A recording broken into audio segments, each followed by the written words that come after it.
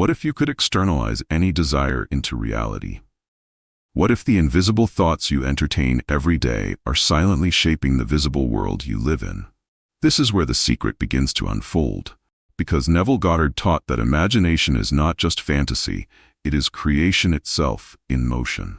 This is where reality bends to the image you hold most faithfully, and desire ceases to be something you chase, but something you express.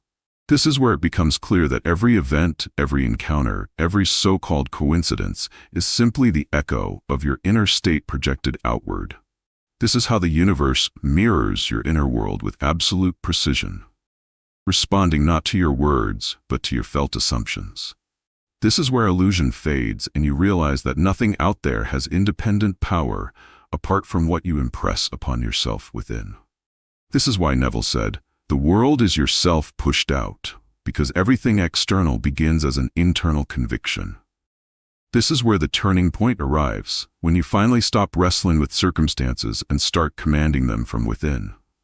This is how it unfolds when you accept the truth that consciousness is the only reality, and imagination its creative instrument. This is where you learn to externalize your desires not by effort, but by assumption, by feeling the wish fulfilled until it solidifies into form. This is where you stop asking when and start living as though it already is. This is where faith becomes substance and belief becomes evidence, all within the theater of your mind.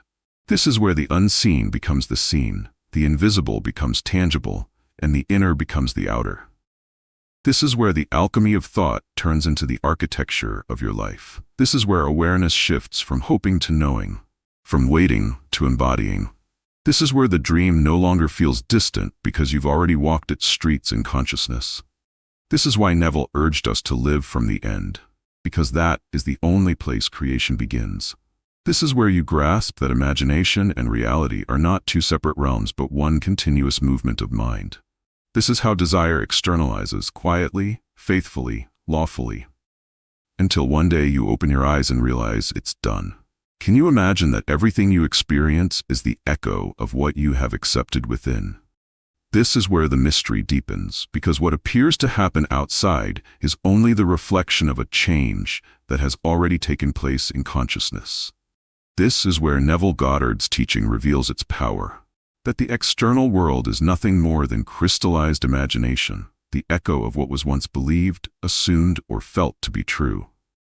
This is where you begin to see that outer transformation never precedes inner conviction. It follows it like a shadow follows the form.